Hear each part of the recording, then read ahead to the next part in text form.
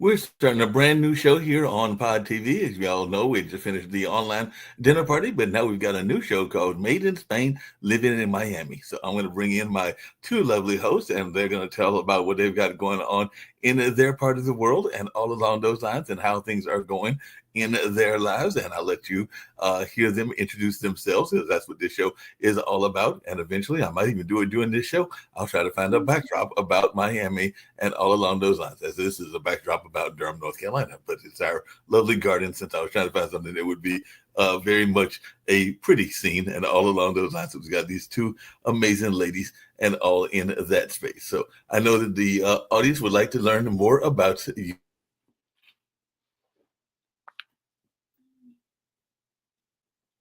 show in Miami, where you now live at least for another year and a half, and everything like that. So if you'll share a little bit about your lives and what you've got going on, and introduce yourselves. You've got your lovely co-host with you as well. So I'm going to get off and let y'all introduce yourselves, and I might come on with some questions after y'all introduce yourselves as well. Okay, perfect. So we are very pleased to be here. My name is Julia, and and my colleague is Irace. And talking about me, I moved to Miami 6 months ago for job, and we are the Trade Commission of Spain in Miami. And after 6 months living here, we realized that we love being abroad with the difficulties that it implies being away from home. And both of us studied law and international relations, and now we are trying to apply everything that we've learned through our academic life. Great introduction, Julia. My name is Irace, and as Julia said, I also study law, and we're doing the same program here in Miami. We're doing an internship at the Spanish Trade Commission in Miami, and we're very happy to be here experiencing Miami life. And we hope we can answer as many questions that you have.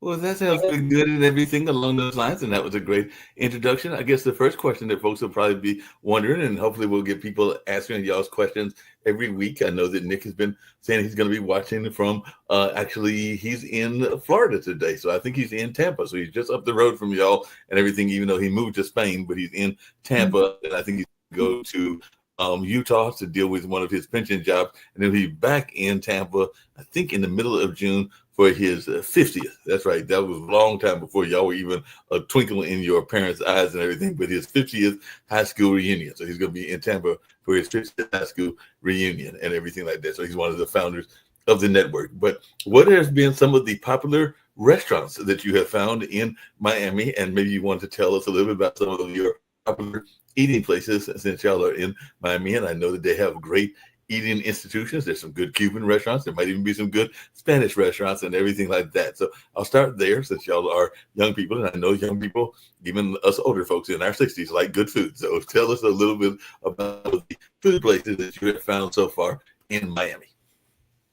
So we especially like one that on Wednesdays most of the Spanish people go, which is called Crazy, and is around the area of Brickell. And we think that's one of the most popular between us. On Wednesday, there is a super cool happy hour that we always go to. We really enjoy that. Yeah, and the owners are Spanish people. Yeah. So it's like every Spanish community goes there. And they have another restaurant also called Dolores. Dolores, but call me Lolita. They're in Brickell too. And it's nice because when you are far away from your country, finding like places where you can taste something that is similar from home, which is not the same, but similar. It reminds us from our home country. So yes, that would be the two Spanish restaurants that we would recommend right now. It's true that the gastronomy part, like in Spain, we eat very, very well, and finding places here to have like the same quality, it's hard. It's hard because we are used to other type of menus or something.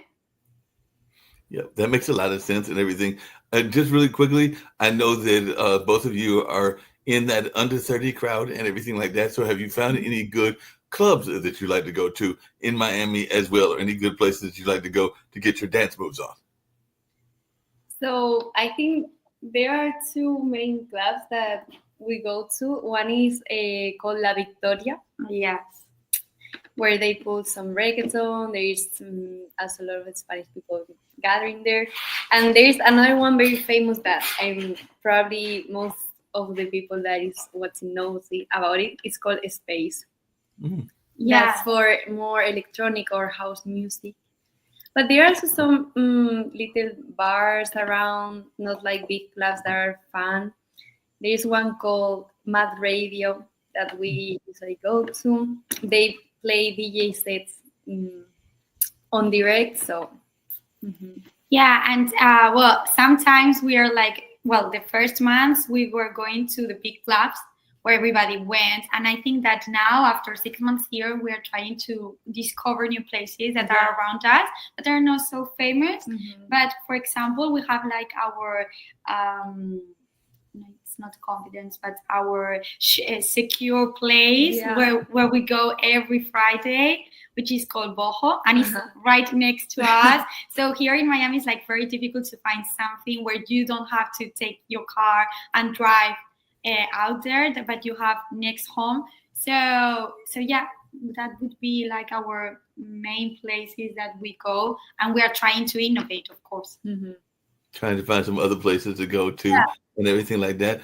Now, have you run across any Spanish or American celebrities? Because I know that is some years ago. I went to the Miami Film Festival, and me and some friends of mine ran into LeBron before LeBron became LeBron. So LeBron was actually a rookie the year we ran into him and everything like that. And we ran into him at a nightclub in South Beach and everything. It might have been, I don't think it was Beds, but I think it was one of the clubs like that and everything. And he was actually chased away by a transvestite bouncer and everything like that because he was underage at that particular time and everything. But I was just wondering, have you run across like maybe some big soccer stars or some big basketball players or anything like that? We've met some Spanish influencers that were actually in La Victoria. Yeah.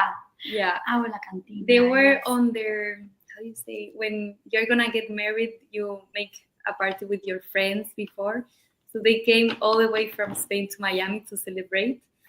And we also met a famous singer called Nicky Jam. Yeah, that's true. He's out, and probably some more, but we don't recognize them. So right, might not recognize them, but you did recognize them, and I think it's called an engagement party, if I remember correctly. Exactly. Yeah, an engagement party. And is the wedding going to be in Miami, or are they getting married in Spain? Spain, but they were celebrating the engagement party here. Yeah, so we met as they were Spanish. We knew them. So we were asking them, what are you doing here? Yeah, I think that we haven't recognized people maybe that were around the places that we were, but during the parties, like you are not like catching people up. It's that you come up with someone and probably is famous, but you don't know. But we haven't met superstars or international superstars yet. Not yet. Is that maybe that we are not in the right places, but... Might not be the right places. Might have to go to the right places, get the right party, and go to the right one where you can meet some of these folks and everything like that. There was a lady, because there's these different groups and everything. Like I know here in Durham, there's a singles group, and one of the ladies is a medical doctor, and she was putting out how she wanted to meet people that would show her around the area of Durham, like the different nightclubs. And I think she was into house music and some other stuff as well, but she was getting different people that were going to show her around this town and everything like that. So is there any groups that you would let people know about if they wanted to come to Miami and wanted to learn more about what's going on in that particular city? Because like I said, she just moved here as a doctor. I think she's over at Duke University, if I remember correctly. Like you mean like a group chat or like a group chat or like a Miami group chat or a Facebook group that's geared? Because I know sometimes even Nick talks about Understanding China, which is a chat that talks about Chinese politics and Chinese life and everything that he joined, and he's become friends with the administrator. So are there any groups that let people know specifically about Miami lifestyle?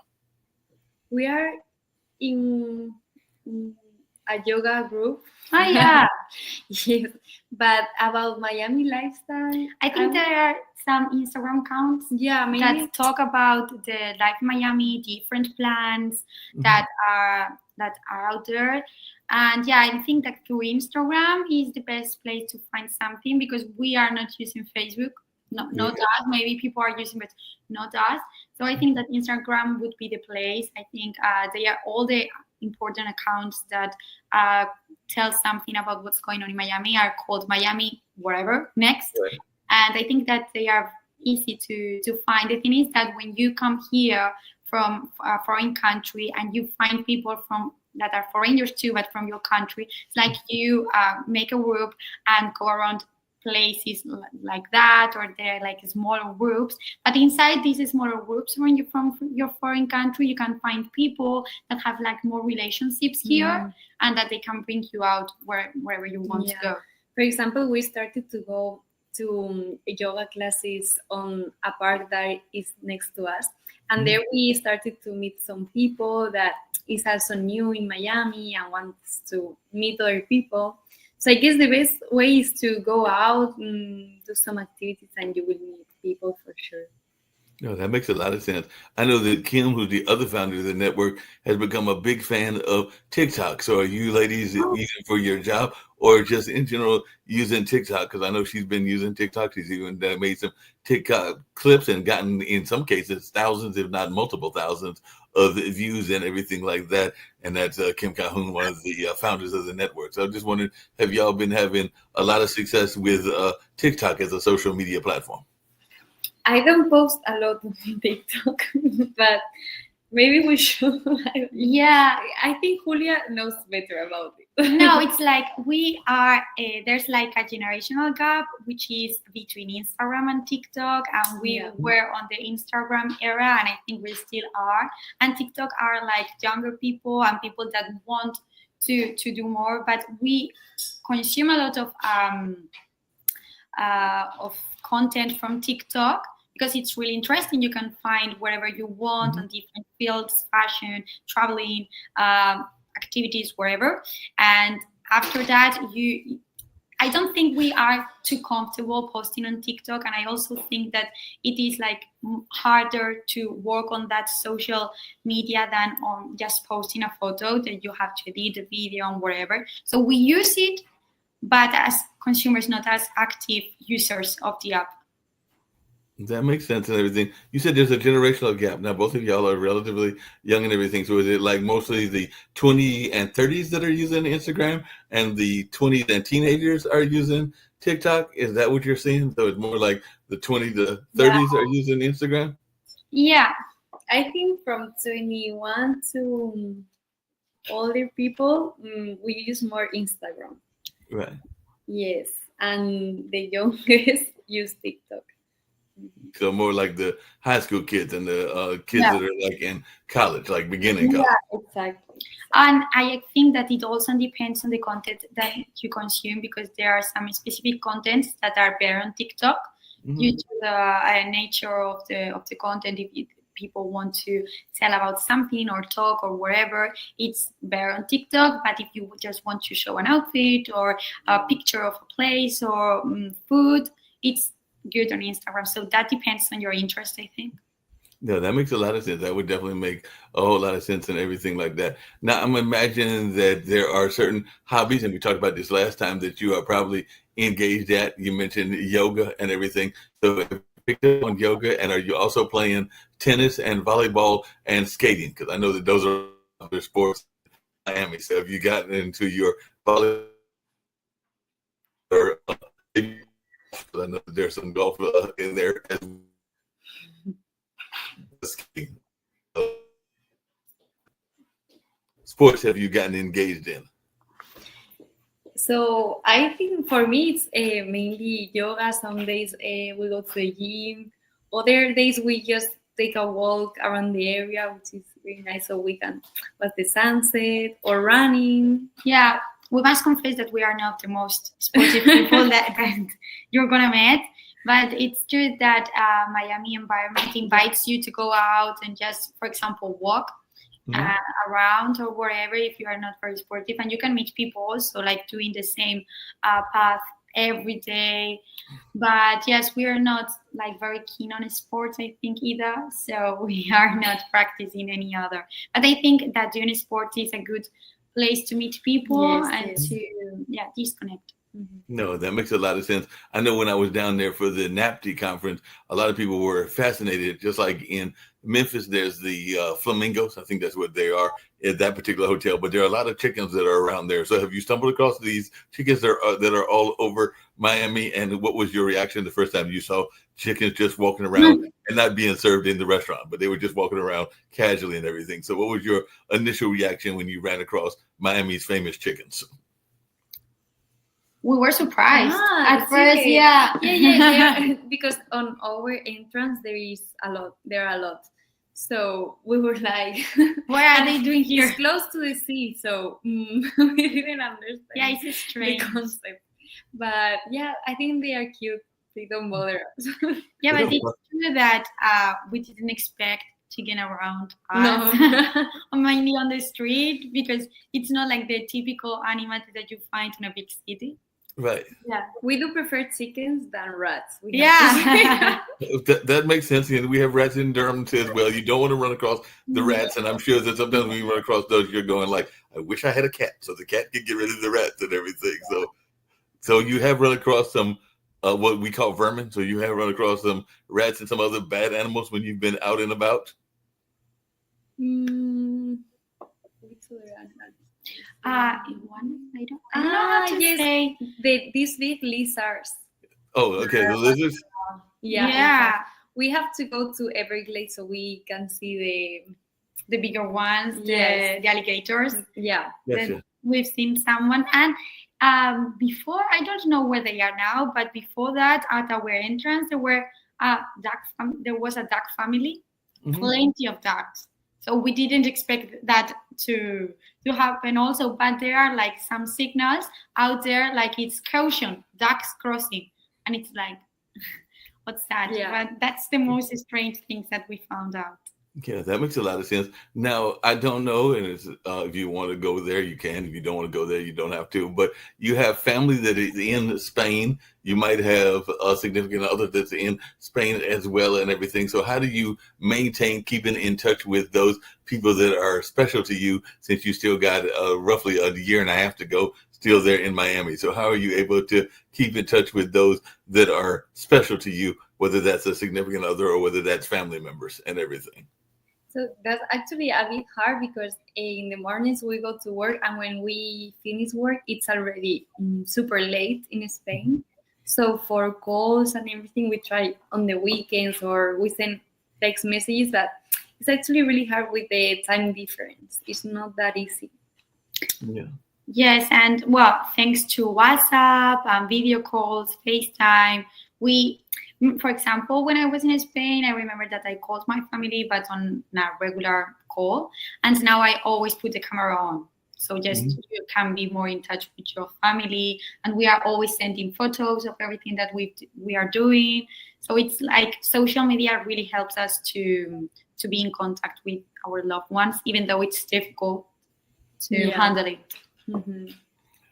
Now, one of the things that I know that people love is they love to find people of different cultures, and they are fascinated by people of different cultures as well and everything. Because I've got friends even here in Durham that are of Chinese descent, and in fact, they just moved, the young couple that used to be from the countries that fight each other, Eritrea and Ethiopia and everything. And definitely there have been some people from some of the European countries and some of the other countries as well. So I'm wondering, are you getting a lot of people that are giving you attention and are fascinated by the fact that y'all are from Spain? And sometimes y'all have to even slap their wrist and be like, no, I'm going back home. I'm not interested in you and everything. So, well, I think in Miami it's not very uncommon to meet a Spanish person. So it's not like the special culture, let's say. Right. But yeah, I think when you are a foreigner, gets the attention of people living here. But I think Miami is made of people like from every part of the world. So Yeah. it's not like if you go to another state in the United States where there is no Spanish people and you go there. I think that will be different. Yeah, that would be a lot different and everything along those lines. What have been some of the people that you have met from other places? You mentioned meeting some of the Spanish folks. What are some of the other countries that you have run across, whether they're European countries or whether they were Latin American or whether they were even the African and Asian countries? So I'm sure that in the 6 months you have probably run across people that are even doing the same kind of work that you're doing and everything. So who are some of the people that you have run across? I think Latin Americans are the most that we found out, mainly because of the language. When you are out and then you listen to someone that speaks the same language as you, even though we are very used to speaking English, it's like you started speaking Spanish. It's something natural that comes from us. And I think, Latin American are like the most that we've met. It's also true that there are a lot of American people that we've met, but it's like for cultural reasons or language or wherever, we like make a click more with people that are from Latin. No, not so much you. Well, you have different facial features. Like one of you is blonde, the other has got brown hair and everything, or brunette and everything like that. So to my brunette sister and everything like that, do you sometimes find that the people are automatically thinking that you are from like Colombia or Portugal? No. In Spain. No, not for me. She's too Spanish. Yeah, I'm like too Spanish, I think. Maybe, yeah. It's that people, if normally they hear me speaking before meeting me, I think that I've never have any. It's because of the accent. Yeah, I think the accent changes. Well, it's true that I have like a funny thing that happened to me, that I got into a taxi here or anywhere here in Miami, and the person that was driving the taxi asked me if I was an actress on a TV series from Latin America. And I was like, no, sorry, it's not me. It's maybe because I'm like too bronzer or whatever, too sun-kissed, but it's not me. But they thought it was you. They thought that you were. No, I wasn't. So I think it's the only time that it happened to me here. Or in Spain, it never happened to me before. Never at all, and everything like that. What was the number one question that your parents ask you about Miami? Because Miami is an international city, and I'm sure that as older adults and everything, that they're probably worried about you and everything like that. So what is the number one question that your parents and your loved ones ask you and everything? That's a good question. Maybe security, I would say, because, well, but in Spain too, it's like if around us the space is secure, that we can go home alone. It's like the first question: if the area that if we are moving is a secure area. I think also they are worried about if we are finding good people to be around. They ask me that a lot, like, how is it with the people there? Have you met nice people? I think they care a lot about that. They know if you meet good people, we're going to be okay. Right. That makes sense and everything. Have you run across any of the people in Miami? Because I know Miami has some Spanish television stations too and Spanish radio. So have you met any of those people connected with that as of yet? Because there is like even Spanish things that are active in the different cities. Because I know even here in Durham, we've got some Spanish newspapers and some Spanish radio and television and everything. So have you ran across any of those folks that are in the Spanish media there in Miami as of yet? So at the trade fairs, like Content or NATPI, we've been with a lot of Spanish firms that also work here in Miami, like Media Pro or some of the big ones. But yeah, it's more in the work environment, as we are in the audiovisual sector. So yeah, it's more related to that, but not in the personnel. Not in the personnel and everything like that. Now, what movies have you gone to see as well? Because I know that sometimes you got to have something to break the monotony. And you mentioned the good food and the good clubs and restaurants and everything. But I'm thinking sometimes you want to go see a good movie or a good play. So, what movies or plays have you seen in Miami that if somebody was to come down there in the next week or two, you would recommend that they go see? Or have you had a chance to get to any cultural activities? So I really like going to the cinema. There was a Spanish cinema festival of cinema some months ago, and we went to watch really good Spanish movies like El 47 or Marco. Soy Nebraska. Soy Nebraska. There were a lot of Spanish films, but we also go to watch some Americans. Like right now, we want to watch Lilo and Stitch. Yeah. It's a new release. And also there are a lot of museums that we have to go because we haven't gone. Like Vizcaya Museum, Perez Art Museum. There's a lot of cultural options that people can go to. Even if you think that Miami is not very cultural or that it has a lot of cultural activities, it has a lot. It's not just beach parties.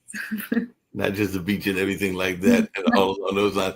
I had two other quick questions for you and everything. One is, I know that Scarlett, who is a friend of Kim's, is down that way and everything. So I was wondering, have you been to Art Basel yet? Because I know that she's involved with that, and she's down there in that area, and she was actually at NAPTI and everything like that. So I know she still is involved in that whole AI space and all along those lines. So if you had a chance to go to Art Basel as of yet.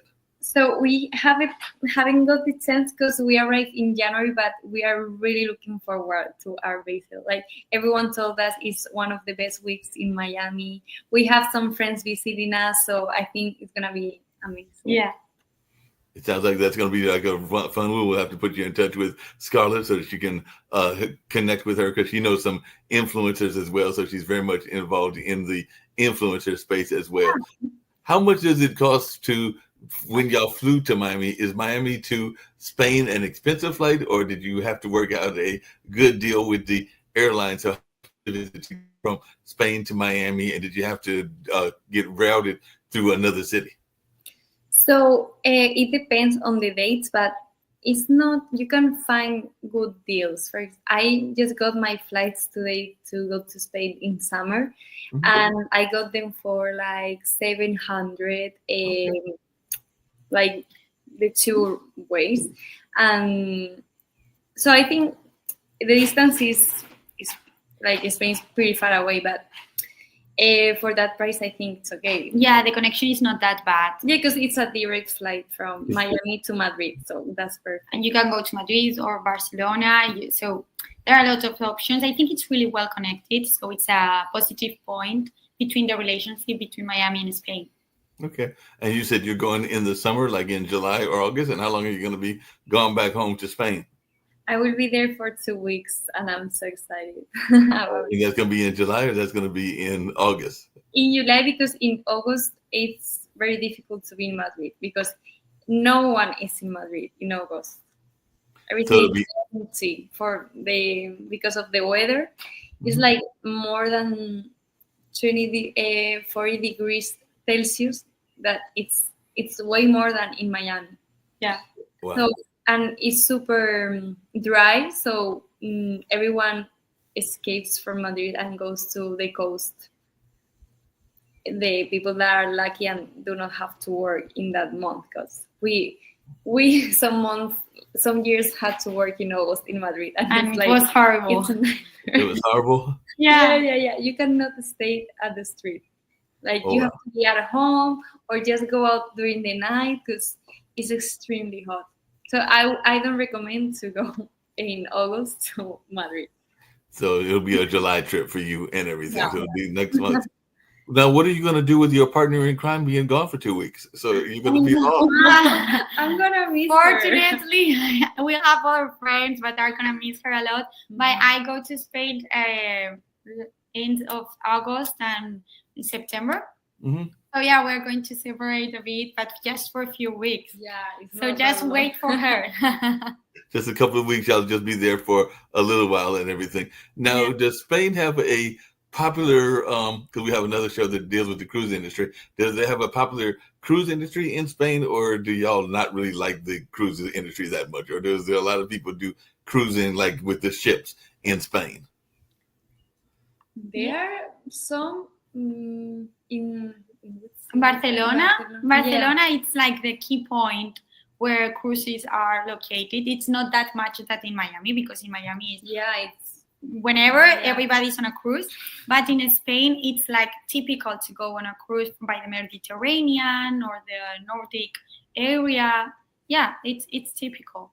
Okay, so it's typical to get a cruise there and everything. Have you tried to jump on one of the American cruises, or y'all like, nope, don't want to get on one of these cruise ships? Not yet. We haven't had time.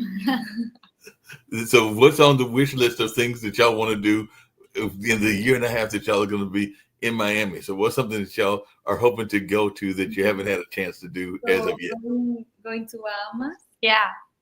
I haven't visited yet the Key West. Mhm. Going to see the alligators.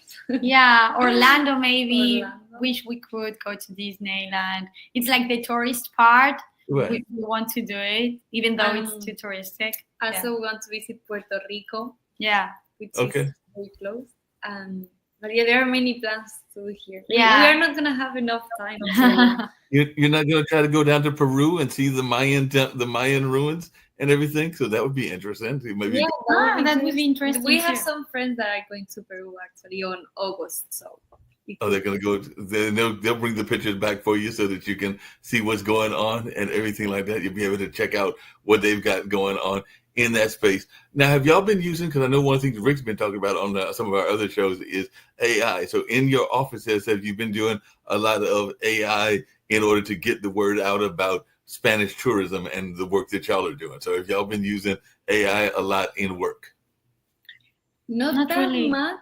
Maybe to when we have to write or do some research, we use it, but we haven't incorporated 100% yet.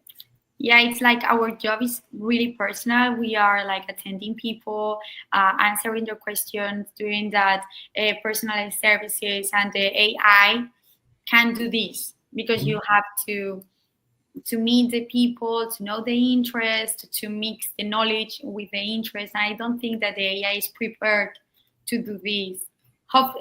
Unfortunately, because if not, we wouldn't be here. So we haven't incorporated it yet. Yep. What's the most unusual question somebody has asked y'all at the job? Because y'all been there 6 months, and I'm sure somebody has asked a question that you're sitting there scratching your head, going like, "I don't believe they asked me that."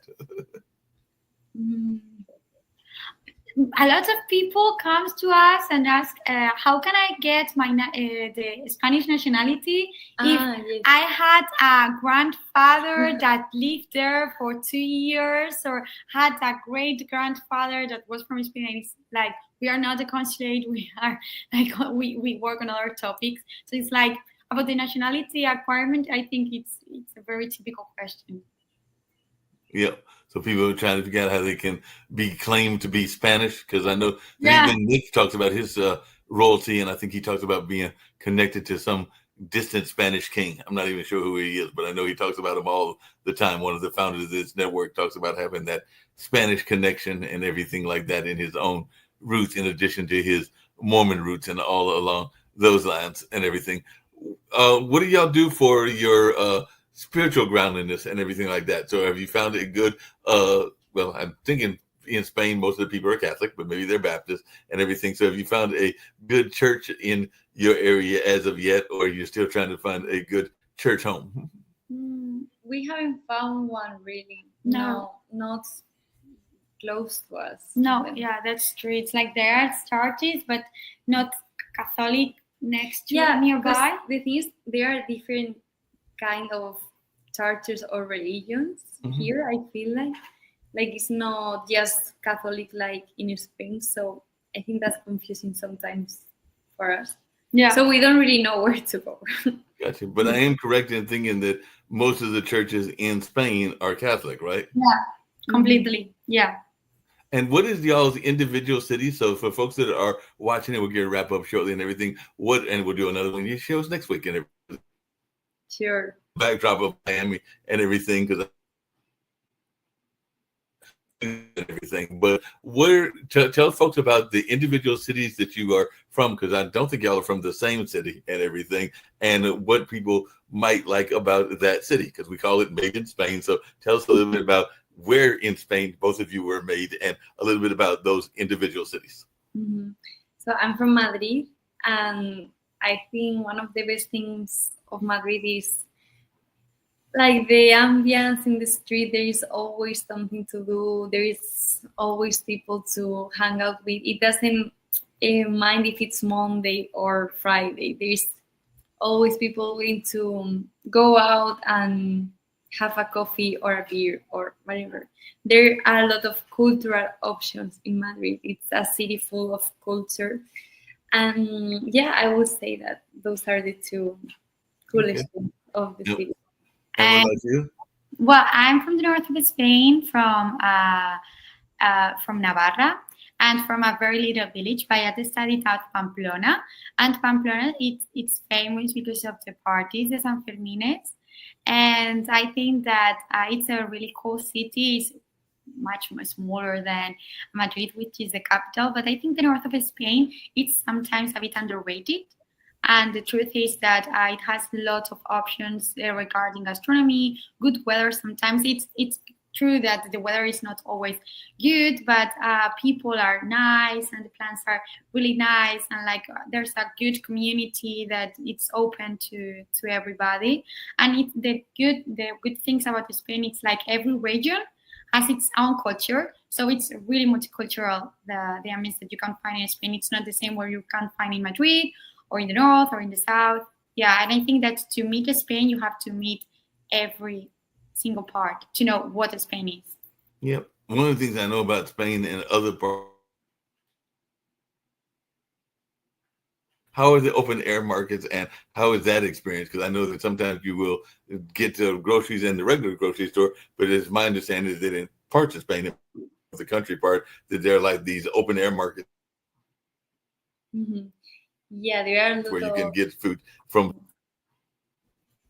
There are a lot of open air markets, especially at the small villages. Yeah. In Madrid, it's not so common. There are some, especially in the weekends, but I feel like in the village it's super common to go to an open air market where everything is natural, homemade, home cultivated, and the food is incredible in most of the parts of Spain.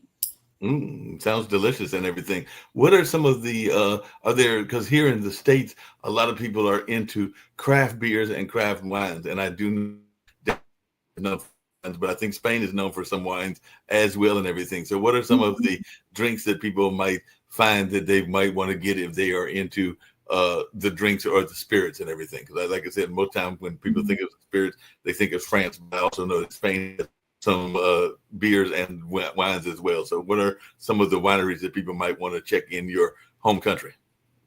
For sure, the wines of Spain are incredible. I would say one of the best around the world. Not because I'm from Spain, but I really mean it. We have Rioja, Ribera, and well, there are many, but the qualification of these wines is different from the ones made around the world.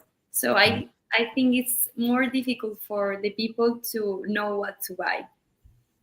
So for example, a really good red wine would be Crianza. Yeah. It's different. Well, the thing is that there's like a big range of different wines that you can taste, and it's like you don't have to taste red wine. It's like inside the red wine qualification, there are a lot depending on the quality that you want or the money that you want to spend. So I think that it's really cool. Here in the United States, it's like Spanish wines are not really recognized. Yeah. We don't know exactly why. Well, yeah, because they are far away. California has its own production, whatever, but the Spanish has a very, very good offer and good quality. Yes, we're gonna explain this better. Yeah, I know. Yeah, that would last like for 2 hours. Yeah, like the difference between how. Yeah, we'll have to get into a whole conversation about the wines. That could be a whole episode and everything like that. 'Cause Wines in Spain. yeah, wine in Spain. That could be one of the episodes that we can get into. And just really quickly, and this will be the last question for you. How is the car culture in Spain? Because I know that a lot of times in Germany, there's those fast routes that at incredible speeds and everything. I think it's called the Autobahn and everything like that. So are there any particular brands of cars that are particularly popular in Spain? Like I know my younger brother, who's 7 years younger than me, so he'd be mid-50s, is a president of the Polaris Club. So if y'all ever, it's like a wheel. So it's one of those 3-wheel cars instead of 4 wheels and everything like that. So it looks like the Batmobiles. But I just wondered, are there any popular cars that are popular to the Spanish culture, and do y'all drive as fast as the folks do in Germany? Because every time I talk to people that have been on the Autobahn, they talk about how fast it is. No, we cannot drive as in Germany, because in Germany they have these, they can go at the velocity that they want on the highway. And that's only in Germany. It's the only country in the world. In Spain, there are a lot of controls of speed. So even though people still go fast, I would say, especially in the highways. And regarding cars, for example, we don't have trucks because everything is smaller in Spain, so we don't use trucks. I would say popular cars in Madrid could be a Mini, Audi. It depends, because there are many, but of course they are not as the luxury cars in Miami. That we are used to see. Here everyone has a luxury car. In Spain, it's not like that common. No, I can relate to that, because many years ago, like in the late 80s, before y'all were born and everything, I went to work at a newspaper, and it was a high school, and me and the photographer went there, and I saw all these cars. They were like Porsches, they were Jaguars, and they were all of that. And I think I was probably roughly y'all's age now and everything at that time. So I went to the counselor, or the person that was doing I think it was like a science fair running for the school, and I said, I noticed y'all drive really fancy cars and everything. And they looked at me and they said, which parking lot were you at? I was like, and we'll make up a direction. I said, we were at the East parking lot. She was like, that's not our parking lot. That's the student parking lot. So all those fancy cars were the fancy cars of the students and everything. So they had Jaguars and Porsches and Benzes and all of those fancy cars. I wouldn't say that is the common thing in Spain, to be honest. But no. Yeah. And I'm sure everybody's trying to drive by y'all and impress you with their fancy cars, and y'all are sitting there going like, not impressed. Yeah, I can imagine. Yeah. Well, this has been a great conversation. It's went for about 45 minutes, which I was hoping for, 45 minutes to an hour. So we'll try to do this every Wednesday at 6 o'clock. So I'll see y'all next Wednesday. I'll send you another link, and I'll give y'all a backdrop of Miami. I won't give you the pond this time. I'll give you a backdrop of Miami, and I'll also try to find some commercials about some Miami restaurants and Miami products and everything. So I'll try to find some Miami days to add to the show and everything. So thank you. Next week. And right now we're going to go out with a commercial about I think we'll do keep our kids safe, because that's always a good thing to do. And then we'll also have Kendu Spice, which is a spice company and everything like that. So we'll end with these two commercials and everything. But you two ladies were amazing as always, and I look forward to seeing y'all next week. See you. Bye. See you next week. Bye. If you're talking, they will hear you. We all want our kids to grow up safe and healthy, so we show them how. And we tell them with honest conversations that let them know what we expect. Not just one time, but every chance we get. That's especially important when it comes to alcohol and other drugs. Kids not only need to know the dangers and how to avoid them, they need to hear it often from you. And when it comes to pain medications, opioids, they need to know that they should never be taken without a prescription and never shared with friends or family. It's dangerous and illegal.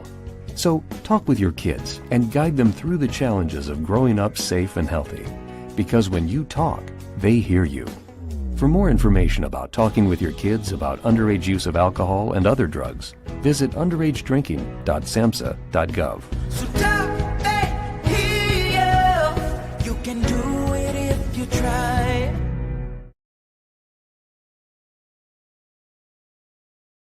You know how how people love to enjoy food and don't understand how to flavor their food or how to replicate a meal?